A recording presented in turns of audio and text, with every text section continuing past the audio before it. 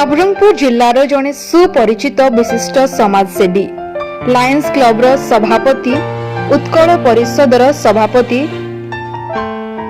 बहु अनुष्ठानर मेरुदंड श्री जगन्नाथ महापात्र आज एक अत्यंत विशेष दिन कारण आज आम एही विशिष्ट व्यक्तिंकर जन्मदिन समाज पाई तांकर उत्सर्गीकृत सेवा एवं सहयोग अतुलनीय।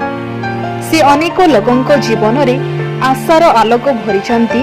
एही शुभ दिन अवसर रे श्री जगन्नाथ महापात्रंको हृदयर सहित शुभेच्छा और अभिनंदन।